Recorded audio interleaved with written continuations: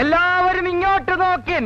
Honey റോസിനെ പോലെയുള്ള ഉദ്ഘാടന നായികയുടെ ആ ഒരു ഫിഗർ കാണാൻ വേണ്ടിയുള്ള തിരക്കും ഒരു ബഹളം സാറൊക്കെ ശ്രദ്ധിച്ചിട്ടുണ്ട് യൂട്യൂബിലൊക്കെ. അത് അച്ഛൻ എങ്ങനെ മനസ്സിലായി? പോകണ്ടൂടി നാട്ടുകാർ കയറി കളൗട്ട് ചെയ്യുന്നുണ്ട്.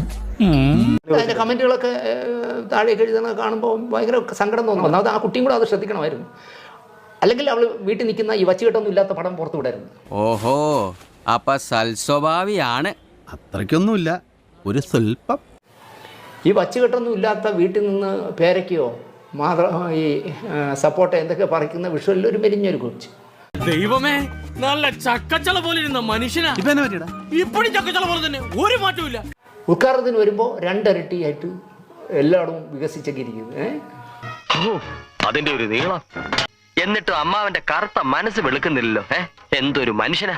ഇത് കാണുമ്പോൾ ആളുകൾ കൂവുകയും കമന്റുകൾ പറയുകയൊക്കെ ചെയ്യാം. അതാ നടിയൊരു തന്ത്രമായിരിക്കും, ഒരു വാണിജ്യ തന്ത്രമായിരിക്കും അല്ലേ? അപ്പൊ പിന്നെ ഈ കമന്റുകൾ കേൾക്കാനും ബാധ്യസ്ഥയാണ്. അത് ശരിയാ, പക്ഷെ സംഗതി ഗുരുതരമാണ്. അവള് പരാതിപ്പെട്ട അനന്തന്റെ ലൈസൻസ് തെറിയും. അല്ല, പക്ഷെ അവര് വളരെ കൂളായിട്ട് ഇതിനൊക്കെ നേരിടുന്നു.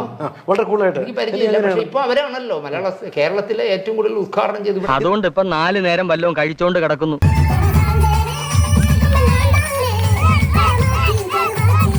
ഇതായിരിക്കും ഒരു പക്ഷേ മാർക്കറ്റിംഗ് തന്ത്രം എന്ന് പറയുന്നത്. അവർക്കറിയാം ഇങ്ങനെയുള്ള ഒരു എക്സിബിഷൻ കാണിക്കുമെന്നുള്ളത്. അത് നല്ല ശീലം അല്ലാന്ന് ഞാൻ പറയാം. അതൊരു നടിയാണെങ്കിൽ അല്ലെങ്കിൽ ഒരു നല്ല പെണ്ണാണെങ്കിൽ അങ്ങനെ അല്ലല്ലോ. അതൊക്കെയല്ലേ സാറേ ജീവിതം. 100% ഞാൻ യോജിക്കുന്നു. ശരീരത്തിൽ കൃത്രിമത്വമുള്ള സാധനങ്ങളൊക്കെ വെച്ച് കെട്ടിയിട്ട് ഇങ്ങനെ പൊതുവേദികളിൽ വന്ന് വളരെ സെക്സി ആയിട്ട് നിന്ന് ഉദ്ഘാടനം ചെയ്യുന്നതല്ല ജീവിക്കാനുള്ള മാർഗം. അതുകൊണ്ട് കാര്യമായിട്ട് സാറ് പറയുകയാണ്, മേലിൽ ഇമാതിരി ഡ്രസ് ഇട്ടുകൊണ്ട് വന്ന് മറ്റുള്ളവരുടെ സേഫ്റ്റി വാൽവ് തകർക്കരുത്. Please go.